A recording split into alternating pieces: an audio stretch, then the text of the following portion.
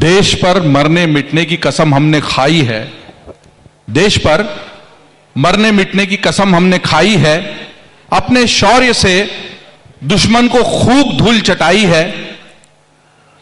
देश सोचना, देश ओढ़ना, देश बिछाना, देश जागना, देश सोना, देश का ही सम्मान है। माथे पर देश की मिट्टी हर सैनिक का अभिमान है।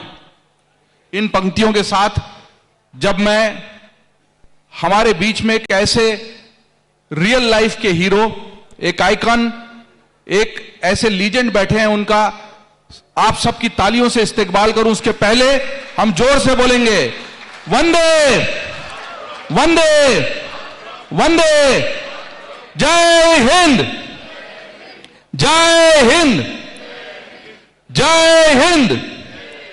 मुझे लगता है कि सभागार में इस जोश, इस ऊर्जा की इसलिए आवश्यकता है क्योंकि मंच पर मेरे साथ भारत माता के ऐसे सबूत हैं।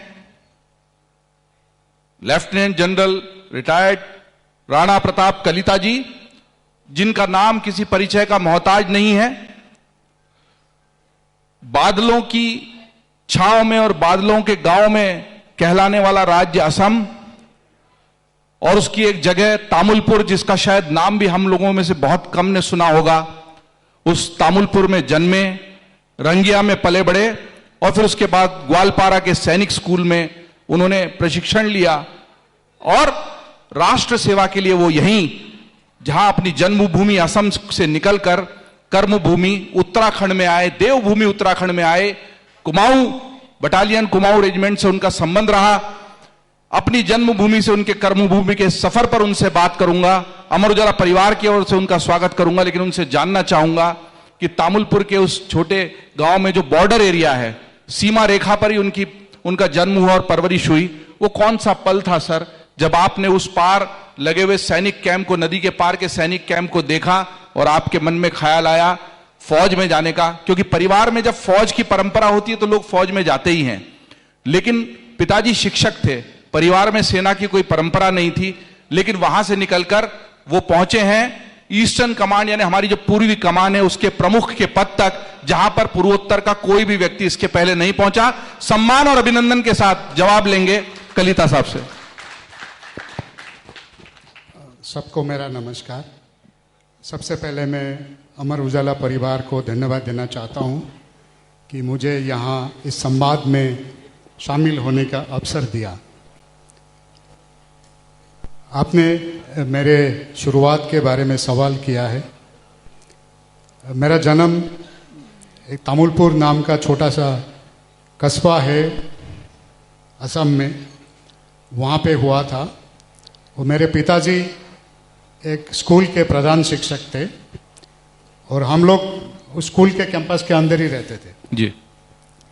और हमारे घर के स्कूल के पीछे नदी था, नदी के उस पार आर्मी का कैंप था।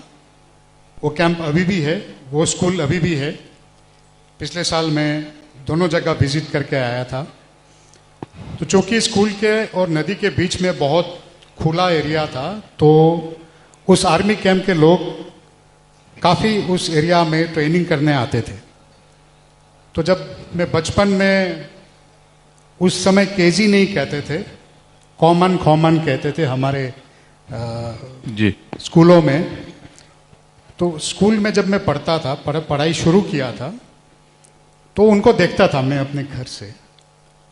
और जो हरा यूनिफॉर्म वो लोग पहनते थे वो मुझे पसंद आया। तो मैंने अपने माताजी को बोला कि मेरे लिए एक ऐसा ड्रेस सिलवा के बना दीजिए। तो वो तकरीबन मेरा सेकंड स्किन बन गया था।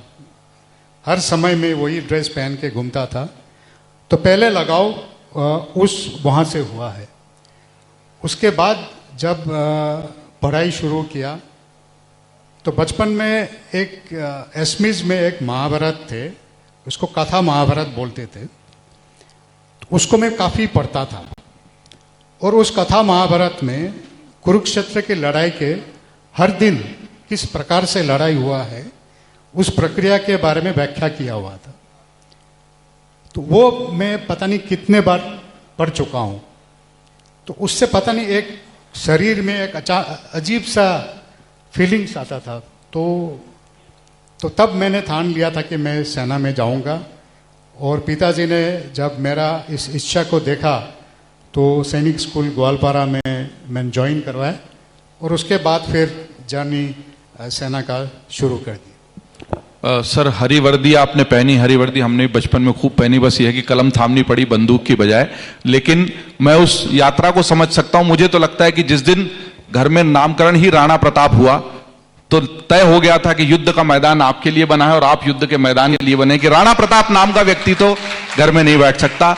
और हमें गर्व है, सौभाग्य है कि राणा प्रताप जैसे सैनिक मिले जिन्होंने बड़े बड़े ऑपरेशंस को लीड किया, पूर्वोत्तर की पूरी कमान संभाली, कश्मीर में बड़े ऑपरेशंस को अंजाम दिया, उड़ी में जब सर्जिकल स्ट्राइक हुई तो सर वहीं पर थे, मणिपुर में जिसका अभी इतनी ज्यादा चर्चा है विवाद में। मैं कश्मीर और मणिपुर दोनों के सवाल लूंगा, लेकिन उसके पहले जहन में एक सवाल आ रहा है जो युवाओं से, युवा लोग जो सेना में आए, क्योंकि सर सेना में कैसे आए वो मैंने पूछा। अब जो लोग सेना में आना चाहते हैं वो सबसे पहले सोचते हैं ये अग्निपथ क्या है, हम अग्निवीर बन जाएंगे तो क्या हम सैनिक बनेंगे कि नहीं बनेंगे, हमें सेना का ही अग्निवीर बनाकर क्या हमको इस अग्निपथ स्कीम ने सेना की रेगुलर ट्रेनिंग से अलग कर दिया है। बहुत सारी शंकाएं हैं। और जब भी कोई सेना का इतना बड़ा अधिकारी मेरे साथ मंच पे होता है तो मैं कोशिश करता हूं कि इस सवाल का जवाब अवश्य लूं कि इस योजना को लेकर सर आप क्या सोचते हैं, और जो युवा सेना में आना चाहते हैं अगर उनके मन में शंकाएं हैं तो उनको कैसे दूर किया जाए। जरूर मैं जयदीप जी, मैं अग्निवीर स्कीम के बारे में बताऊंगा, लेकिन उससे पहले मैं 1 मिनट में उत्तराखंड के साथ मेरा क्या संबंध है उसके बारे में जरूर मैं आना चाहता था उस पर, लेकिन उसको पहले ले सकते हैं। मैं इतना ब्रीफ कर दूं कि सर जब भी उत्तराखंड के बारे में बात कर रहे थे, इसके पहले कल रात से बात चल रही है सर से लगातार, उनके चेहरे पर वो रोमांच, उत्तराखंड की धरती से, देवभूमि से उनका जुड़ाव देखा जा सकता है। यहीं पहले यहीं दोस्त हैं, यहीं के लोग जेओसीज उनको मिले। तो चूंकि हम उत्तराखंड में बहते हैं तो पहले उत्तराखंड की यादों से शुरू करते हैं और फिर अग्निवीर पे चलेंगे। उत्तराखंड का, जैसे हमारे सभी सेना में जितने अफसर है, ज़्यादातर लोगों का ट्रेनिंग यहाँ पे देहरादून में होता है। तो देहरादून से ही मैं 9 जून 1984 को सेना के अफसर के रूप पे कमीशन हुआ था। तो सबसे पहला संबंध उत्तराखंड के देवभूमि या आप वीरभूमि भी बोल सकते हैं उत्तराखंड को, क्योंकि बहुत सारे वीर ने उत्तराखंड में पैदा किया जो सेना में सेवारत थे, अभी भी सेवा कर रहे हैं। और उसके बाद मेरा कमीशन हुआ था कुमाऊं रेजिमेंट में। तो 16 साल की उम्र में मैं असम छोड़ के नेशनल डिफेंस एकेडमी और इंडियन मिलिट्री एकेडमी आया था। तो असम मैंने मेरे 16 साल की उम्र में छोड़ दिया था। उसके बाद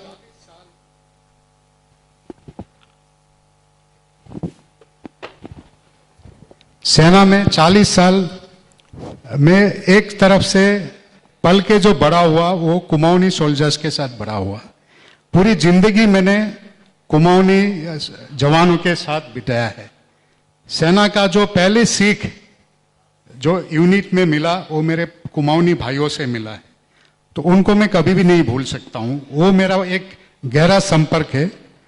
सेवानिवृत्त होने के बाद पिछले साल 2025 को मैं पूरे कुमाऊं हिल्स में 1 हफ्ता वहाँ पे अल्मोड़ा, बागेश्वर, कौसानी, पिथौरागढ़, ये हर जगह पे घूम के जिन लोगों के साथ मैंने यूनिट में काम किया था उन सब के पास जाके मैंने उनको अपना श्रद्धा किया, उनको अपने श्रद्धा जनाया, क्योंकि उन्होंने जो मैं आज हूँ वो उनके वजह से हूँ। तो उनको मैं कभी भी नहीं भूल सकता हूँ।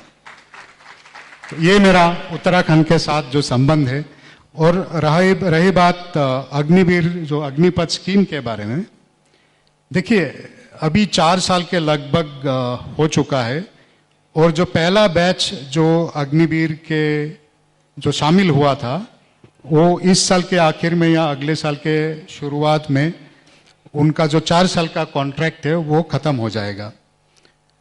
तो कोई भी नया स्कीम हो उसको संभलने में थोड़ा वक्त लगता है, थोड़ा समय लगता है, और हमेशा लोगों के दिमाग में एक एप्रीहेंशन रहता है नए स्कीम के बारे में।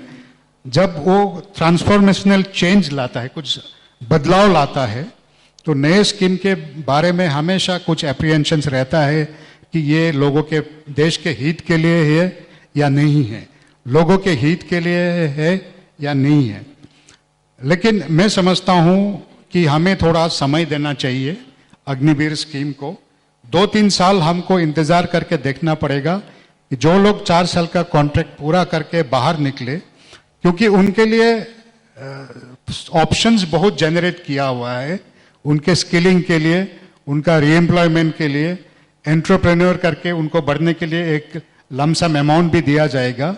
किस प्रकार का दिशा वो लोग लेते हैं फौज से रिलीज होने के बाद, उसके बाद अगर हमको कहीं इस स्कीम में मिड कोर्स करेक्शन देना पड़े तो वो देना बहुत जरूरी होगा। महत्वपूर्ण बात आपने कही, पहला बैच जब आएगा 4 साल बाद, और वो सीमा पर नहीं तो सीमा के भीतर देश की सेवा में अलग अलग जगह सिक्योरिटी फोर्सेस में और पैरामिलिट्री फोर्सेस में उनके लिए रिजर्वेशन रखा गया है, वो सरकार ने व्यवस्था की। लेकिन वो कैसे होता है हम लोग भी उसको ऑब्जर्व करेंगे। सीधे आता हूं सर, कश्मीर पर बहुत लंबा वक्त बीता। कश्मीर हमेशा से हमारे लिए एक समस्या का कारण बना रहा। सेना को बहुत लंबे समय तक वहां रहना पड़ा। अभी भी ये 370 लगी। हम सब अच्छा मान रहे थे, फिर भी पहलगाम जैसा हमला हो गया। आप तो उड़ी पर कैंप पर अटैक हुआ, उसके बाद सर्जिकल स्ट्राइक वाले ऑपरेशन में भी थे। उस सर्जिकल स्ट्राइक पर एक फिल्म भी बन चुकी है, बहुत कुछ फिल्म में आया, बहुत कुछ खबरों में आया। आप तो खुद वहां भीतर थे, ऐसा क्या था जो सामने नहीं आया? नहीं, कश्मीर में मैं अपने आप को बहुत भाग्यवान समझता हूं कि मुझे कश्मीर में काफ़ी साल सेवा करने का, देश की सेवा करने का अवसर प्राप्त हुआ। मेरे 40 साल के लगभग 11 साल मैंने कश्मीर में बिताए, अलग अलग रैंक में, मेजर से लेके मेजर जनरल तक अलग अलग रैंक में मैं कश्मीर में सेवारत था। तो जो उरी का सर्जिकल स्ट्राइक हुआ था वो मुझे अभी भी याद है। तब मैं ब्रिगेडियर के रैंक में था और श्रीनगर के जो हेडक्वार्टर है वहाँ सेवारत था। जब 16 अक्टूबर को जब उरी अटैक हुआ था, उरी पे जो आतंकवादी ने जो हमला किया था, तो वहाँ पे हमारे जवान जो शहीद हुए थे, तो उस समय जो कोर कमांडर थे जनरल दुआ, वो और मैं, हम दोनों इमीडिएटली हेलीकॉप्टर में उरी गए थे। और बाद में उस समय जो चीफ ऑफ आर्मी स्टाफ थे दलबीर सुहाग, वो भी आए थे, आर्मी कमांडर जनरल हुडा वो भी आए थे। तो हम लोगों ने जायजा किया कि किस प्रकार के घटना हुआ था। और उस समय सबके जो मेरे कमांडर्स थे, चीफ से लेके कोर कमांडर तक, जनरल दुआ ने इसके बारे में एक किताब भी लिखा है जी।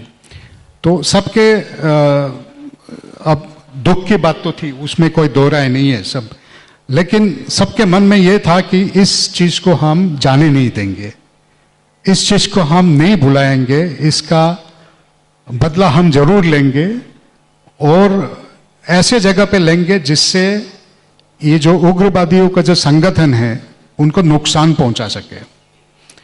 तो कुछ एक तैयारियां हम लोगों का पहले से कर रहे थे हम लोग, क्योंकि सेना में हम लोग हर एक कॉन्टिंजेंसी के लिए हमेशा अपने आप को तैयार करते हैं। तो जब ये अक्टूबर के हादसा होने के बाद में तुरंत उस तैयारी को और तेज कर दिया गया और तकरीबन 12 या 13 दिन के बाद ही आप सबको मालूम है कि सर्जिकल स्ट्राइक ऑपरेशन लॉन्च हुआ था।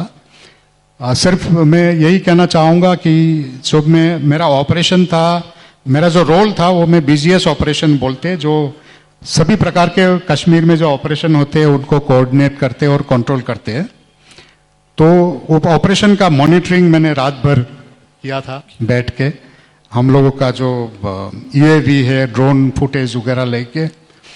और उस ऑपरेशन के बारे में इवन हेडक्वार्टर के बाकी ब्रिगेडियर्स को या स्टाफ को नहीं मालूम था कि इस रात को इस प्रकार के इतना स्केल का एक सर्जिकल स्ट्राइक होने वाला है।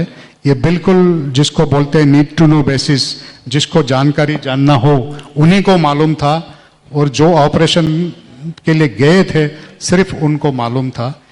ज़्यादातर लोग इवन श्रीनगर में जो बैठे थे उनको जब DGMO ने जब प्रेस ब्रीफिंग किया था उसके बाद ही उनको पता लगा पड़ा। तो इतना सीक्रेट रखना पड़ता है। मैं उड़ी की स्ट्राइक से, कश्मीर से सीधे आता हूं वापस पूर्वोत्तर में मणिपुर की तरफ।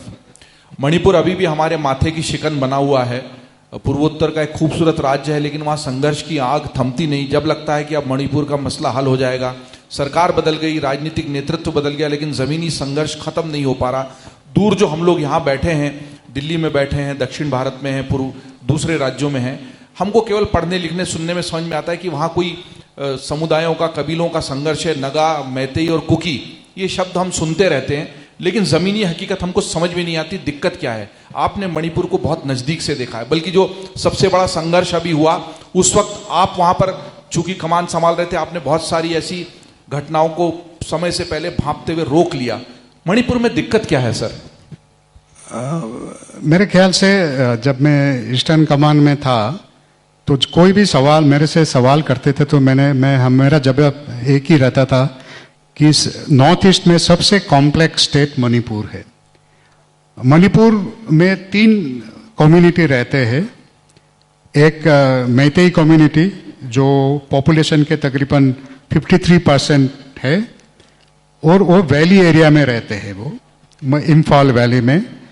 उसके बाद नागा कम्युनिटी है, वो तकरीबन 20% उनका पॉपुलेशन है, वो पहाड़ी में रहते, हिल टॉप में रहते, पहाड़ी के ऊपर। और तीसरा कम्युनिटी है कुकी कम्युनिटी, जो नागा कम्युनिटी पहाड़ और वैली उसके बीच वाला जो फुटहिल्स वाला इलाका है उनमें रहते, तो उनका पॉपुलेशन तकरीबन 16% है। ये 2011 का सेंसस का रिपोर्ट है, अभी तकरीबन थोड़ा सा चेंज हो सकता है।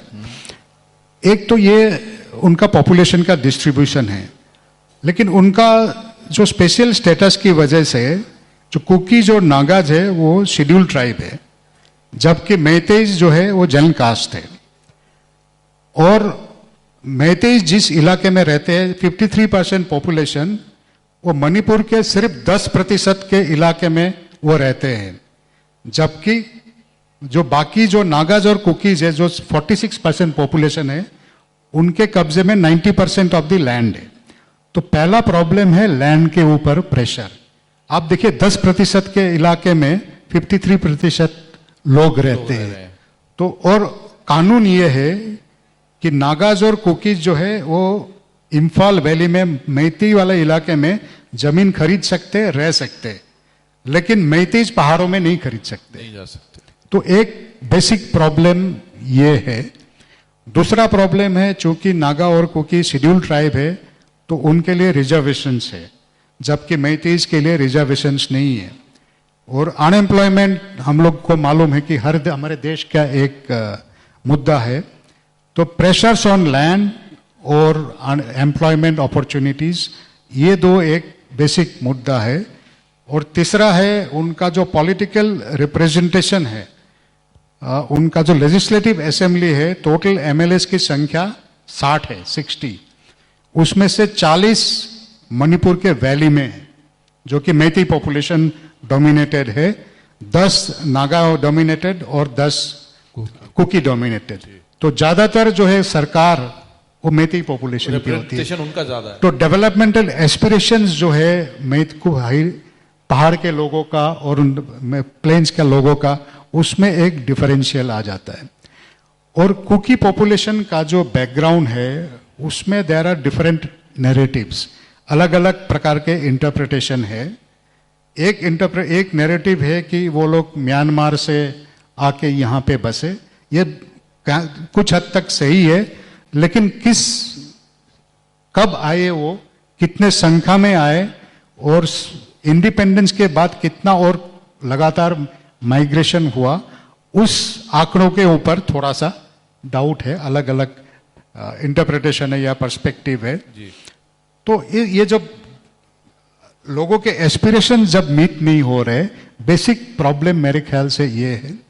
और साथ ही वहाँ पे इंसर्जेंसी मूवमेंट 60s से चल रहा है, तो अपने अपने ये जो 3 कम्युनिटी है वो सभी सोचते हैं कि हम लोग को मार्जिनलाइज किया जाएगा, हमारे राइट्स के साथ कॉम्प्रोमाइज किया जाएगा, तो अपने आप को, अपना आइडेंटिटी वो बचा के रखना चाहते हैं।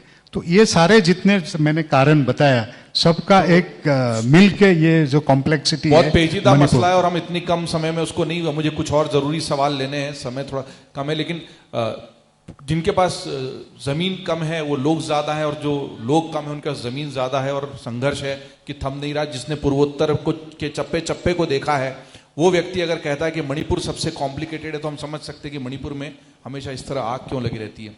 सर मैं इन सब से, आप सीमा पर रहे, पूरे पूर्वोत्तर की कमान संभाली, ईस्टर्न कमांड आपके पास थी, हम लोग सरहदों की रक्षा इसलिए करते हैं कि सरहदों से कोई घुस आएगा, लेकिन अब जो होता है रशिया यूक्रेन के बीच जो हो रहा है, ईरान के वॉर को लेकर जो हुआ, अमेरिका और इजराइल जैसे दो बड़े ताकतवर देश भी उससे लड़े, लेकिन कोई लड़ाई निर्णायक होती नहीं है, लड़ाई सरहद पर होती ही नहीं है, सरहद से सैकड़ों किलोमीटर अंदर मिसाइलें जाकर गिरती है।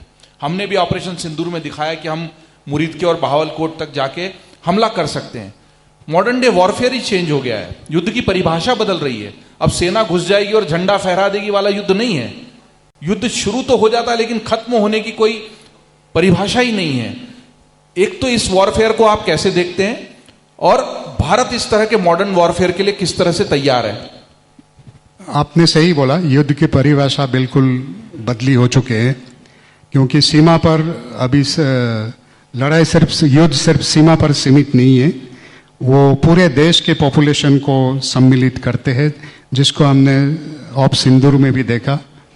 और लड़ाई अभी हो रहा है कंट्रोल का, एक्सेस का। आप हर चीज के ऊपर जो हो रहा है उसके ऊपर अगर आप अपना कंट्रोल कर सकते हैं तो आपका जीत होगा। अभी फिजिकल डिस्ट्रक्शन के साथ साथ आपके psychological warfare, information warfare, battle of narrative, आप भले ही सिंदूर में हम सब ने देखा कि भारत ने किस प्रकार से पाकिस्तानी इंफ्रास्ट्रक्चर को डैमेज किया था, लेकिन पाकिस्तान ने भी उसमें अपना सफलता या विजय का घोषणा किया था, उस टाइप का नैरेटिव ड्राइव किया था। तो लड़ाई का जो प्रक्रिया है, अभी जो कंट्रोल है स्पेस के ऊपर या दिमाग के ऊपर, माइंड के ऊपर जो कंट्रोल है, वो डिसाइड करेगा कि कौन सा पक्ष लड़ाई जीत रहा है। जो हम अभी यूएस या ईरान युद्ध में भी हमको वो देखने मिल रहा है। ये एक समय के अभाव के वजह से मैं ज़्यादा विस्तार से नहीं बोल पाऊंगा, लेकिन भारत या भारतीय सेना भविष्य के लड़ाई के लिए तैयारी कर चुके हैं या कर रहे हैं। ये एक कॉन्टिन्यूअस प्रोसेस है। इसके लिए एक तो नया टेक्नोलॉजी हमें एडॉप्ट करना पड़ेगा, जिसके लिए भारत ने बहुत सारे, हमारे देश ने, सेना ने पॉलिसीज एडॉप्ट किया है, जो कि आत्मनिर्भरता को बढ़ावा दे रहे हैं, और निश टेक्नोलॉजी जो क्रिटिकल टेक्नोलॉजी है उसको खुद ही डेवलप करने के लिए कोशिश कर रहे हैं। और साथ ही कुछ स्ट्रक्चरल चेंजेस भी हमें रीऑर्गेनाइज करने के लिए जरूरी है, जिसके वजह से हम लोग हमेशा बात करते हैं थिएटराइजेशन, जो जॉइंटनेस या इंटीग्रेटेड थिएटर कमान बनने के बाद जो जॉइंटनेस है, इंटीग्रेशन को बढ़ाएगा। तो इस प्रकार से रीऑर्गेनाइजेशन और एडॉप्टेशन ऑफ न्यू टेक्नोलॉजी, और हमें किस भविष्य के युद्ध हमारे किस किस के साथ होने का चांस है और किस प्रकार के युद्ध होगा, उसको हमको एनालाइज करके उसके लिए हमें तैयार रहना पड़ेगा। और मेरे ख्याल से जिस रास्ते में हमारे सेना या देश चल रहा है वो बिल्कुल सही रास्ता है। हमें एक बहुत बड़े सेना के अधिकारी जिन्होंने सेना को करी और अभी भी बहुत सारे उपक्रमों से जुड़े हैं, उन्होंने ये आश्वस्त किया है कि हम सही दिशा में हैं और हम उस युद्ध के लिए भी तैयार हैं जो सरहदों पे नहीं, कोई सेना नहीं उतरती, कोई पैदल सैनिक नहीं उतरता, फिर भी युद्ध चलता है, दूर दूर से मिसाइलें चलती हैं, लेकिन वो हमें आश्वस्त करते हैं कि भारत तैयार है। समय का इशारा हो चुका है, लेकिन फिर भी मेरा आखिरी सवाल जिसके साथ मैं इस सत्र को विराम देना चाहूंगा सर, ये आप जो पूरा मामला हुआ ईरान वाला, आपने चीन को करीब से देखा है, हमारे दुश्मन के रूप में बॉर्डर पे प्रोटेक्ट किया है, लेकिन अचानक पाकिस्तान पीस कीपर जो आतंकवाद का सबसे बड़ा पोषक है, आतंकवाद का मददगार है, आतंकवाद का पनाहगार है, वो इतने बड़े इंपॉर्टेंट मौके पर पीस कीपर की भूमिका में कैसे निभा देता है? एक फौजी के रूप में आप कैसे देखते हैं इसको?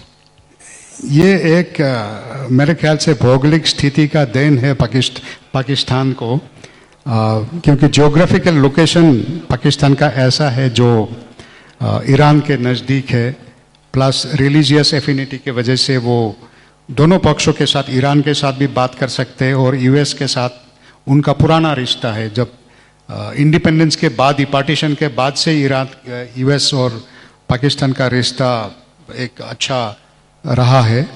तो मेरे ख्याल से भौगोलिक स्थिति की वजह से और ईरान के साथ जो उनका रिलीजियस एफिनिटी है, सिमिलरिटी है, उसके वजह से वो मीडिएटर का काम करने का अवसर मिला है।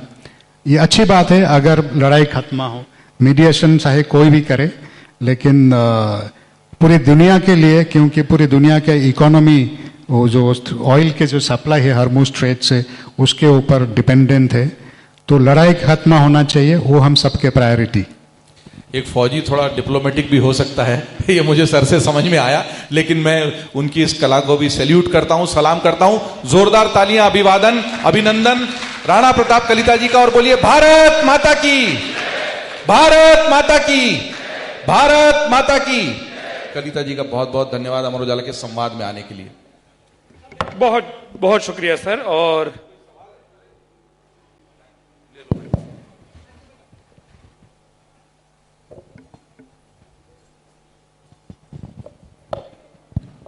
साहब हमारे छाने की प्रथा है सर।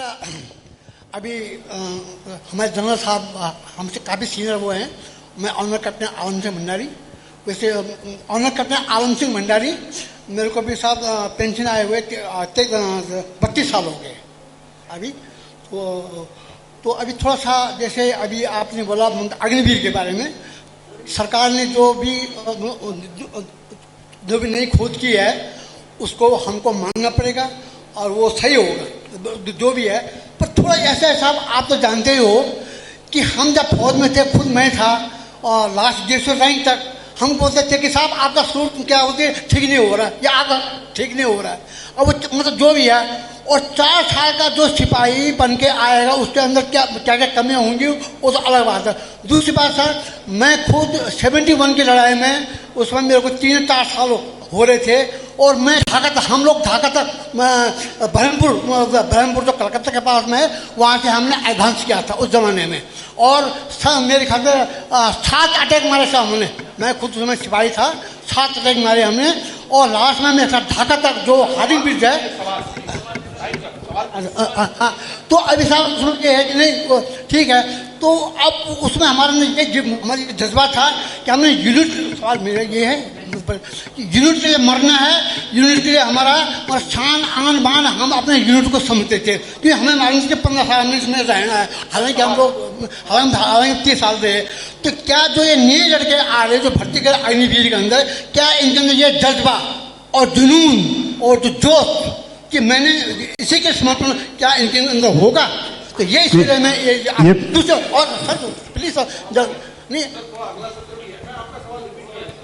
आप हम लोगों को फौजी बुलाते हो तो फिर हमसे कोई, सबसे बड़ी बात है आप, मैं आपको दूसरी बात ये है कि जब आप कोई करते हो तो थोड़ा सा सवाल हम लोगों के पास में होते हैं, तो फिर हमने सर आप हमें कथा सुनने के लिए जाना है।